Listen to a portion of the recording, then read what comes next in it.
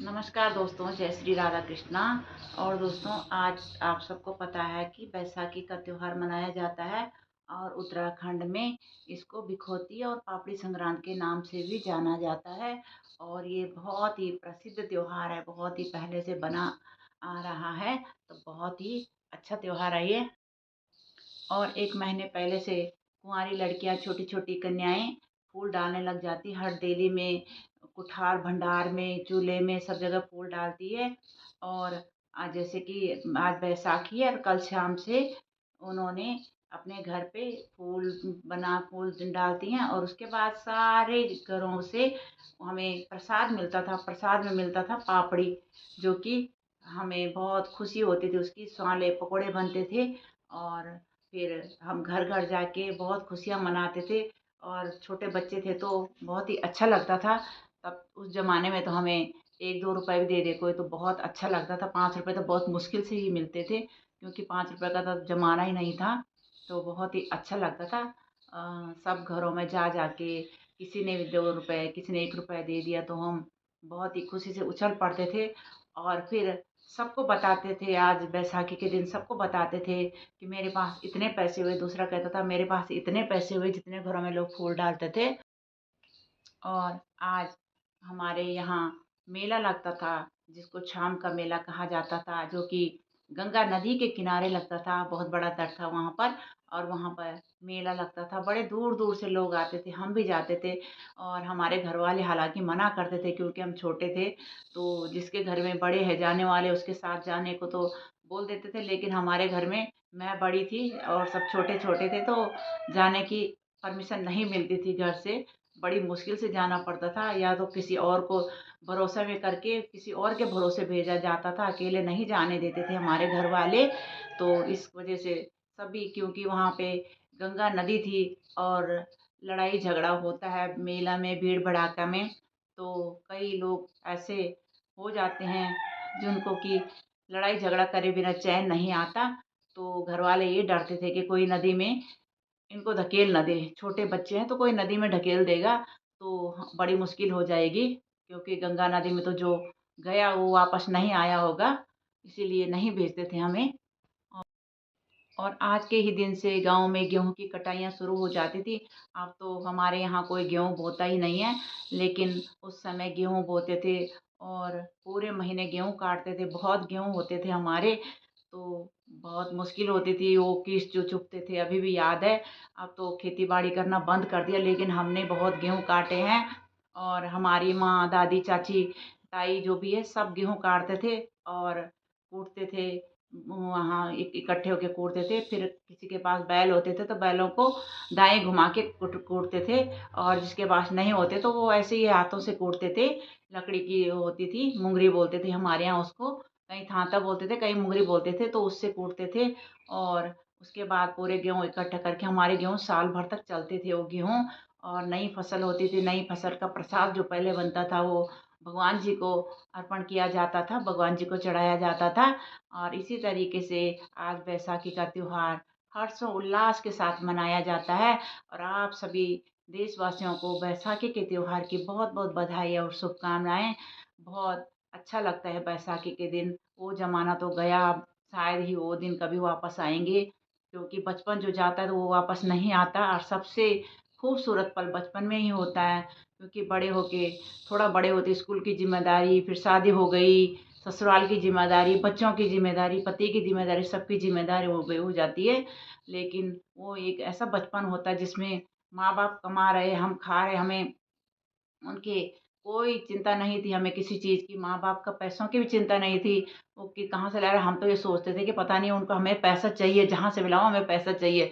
लेकिन जब आप खुद माँ-बाप बने, तब पता चलता है कि एक-एक पैसा कैसे कमाया जाता है और कैसे खर्च किया जाता है, कैसे घर की ज़िम्मेदारी होती है, ये सब हमें अब पता चलता है। क्योंकि जैसे-जैसे उम्र बढ़ती है वैसी-वैसी अक्ल आती है, या जो भी समझो, तो पता चल जाता धीरे-धीरे। और इस पूरे महीने भर हमारे यहाँ मेले लगते हैं। देवी देवताओं का महीना है, फूल पतवारों का महीना है। पूरे बैसाख के महीने कभी कहीं मेले लगते हैं। जैसे आज एक गते होती है 14 तारीख को, तो आज से एक गते से अगले 15-16 तारीख तक मेले लगते रहते हैं।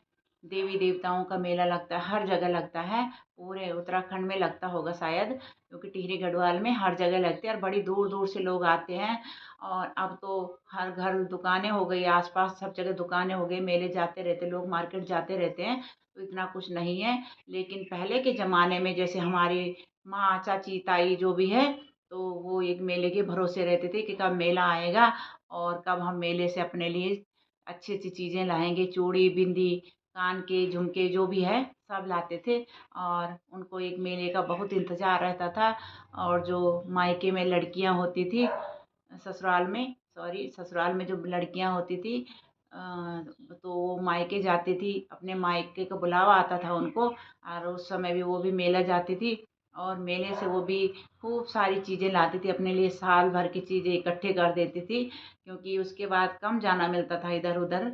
आजकल तो जाने लग गए, लेकिन उस समय बहुत कम मिलता था जाने को। इतना मार्केट नहीं होती थी आसपास, जाने भी नहीं देते थे घर वाले, क्योंकि पुराने ज़माने की थोड़ा पुरानी सोच थी।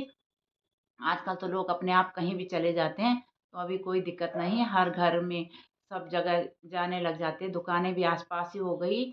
और लोग मार्केट जाते रहते हैं, इधर उधर घूमते रहते हैं, कोई शहरों में है, कोई कहीं है। तो अब मेला भी शायद कम ही हो गया, क्योंकि मैं अभी शादी के बाद यहाँ आ गई, तो मुझे भी मेले का ज़्यादा पता नहीं है अब। लेकिन मेला अभी भी लगता है, और अभी भी मेले के लिए लोग खास तौर पर इधर उधर से घर जाते हैं, क्योंकि ये हमारा उत्तराखंड का एक प्रसिद्ध त्योहार भी है। और मेला में बहुत अच्छी रौनक भी होती है, खुशी भी होती है, और अपनी देवी देवताओं के दर्शन भी हो जाते हैं।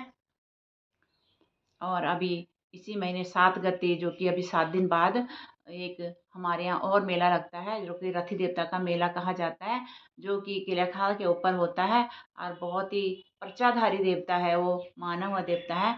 लोग दूर दूर से उनके दर्शन करने आते हैं, और अपनी मनोकामना पूर्ण होने के बाद वहाँ अपनी मन इच्छा से जो भी चढ़ाना चाहे चढ़ा सकते हैं। और वहाँ पे वैसे तो अभी जैसे कोई भी जाओ, तो इस महीने वहाँ 7 गते जो है कि ये सिरफल चढ़ाते हैं, झंडी चढ़ाते हैं, पीली झंडी चढ़ाते हैं। और सिरफल हो गया, सिगरेट हो गया, ये चीज़ें चढ़ाते हैं, धूप दीप हो गया। तो इसी में भगवान जी खुश हो जाते हैं। और बहुत ही पर्चाधारी देवता हैं, बहुत ही मनोकामना पूर्ण करने वाले देवता हैं। अगर हो सके तो मैं उनके दर्शन करने ज़रूर जाऊंगी, आज्ञा हुई तो। और हमारी भेंट तो हर साल जाती ही है वहाँ। अगर हम कहीं ना जा सके तो हम पैसे डाल देते हैं जितने भी हो सके, लेकिन कहीं ना कहीं से हम जाने की कोशिश पूरी करते हैं। और अभी भी देखेंगे, अगर घर जाएंगे तो पहले तो नहीं जा पाएंगे, क्योंकि शादी बाद में है, कुछ दिन बाद है। तो 1 हफ्ते बाद हम भी जाने की कोशिश ज़रूर करेंगे अपने देवता के पास। तो बहुत बहुत धन्यवाद देवता का, सबकी मनोकामना पूर्ण करना भगवान जी। और दोस्तों, आज है मंगलवार, और मंगलवार को है कीर्तन। तो अभी मैं कीर्तन में जा रही हूँ मंदिर में, और अभी 4:30 बजे का टाइम हो चुका है, क्योंकि आजकल धूप होती है तो थोड़ा लेट ही जाते हैं, बाहर बहुत धूप है, इसलिए आराम आराम से अभी थोड़ा धूप शाम को कम हो जाती है, इसलिए जाते हैं। मौसम अंदर तो अच्छा है काफ़ी, लेकिन बाहर गर्मी हो जाती है, तो इसलिए निकलते तो धूप लगती है, ऐसा लगता है कि थोड़ी देर में जाएं। लेकिन अब यहाँ पे रोड पे इधर उधर बिल्डिंग की छाया आ रखी है, तो यहाँ पे अच्छा लग रहा है, यहाँ पे नहीं लग रही अभी धूप।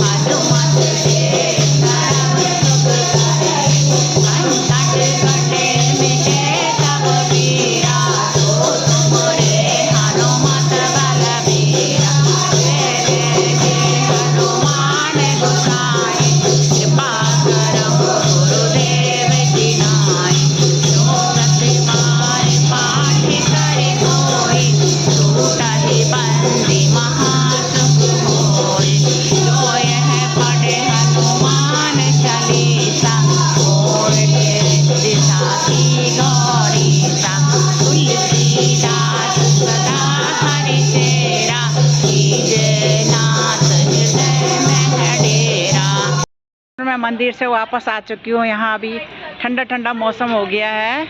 हमारी प्रिशा घूम रही है इस वक्त बाहर। ये देखिए भाई। हाय दादी। बाय। हेलो। चलो चलो घर चले प्रिशा, घर चले। प्रसाद है मेरे पास, चलो।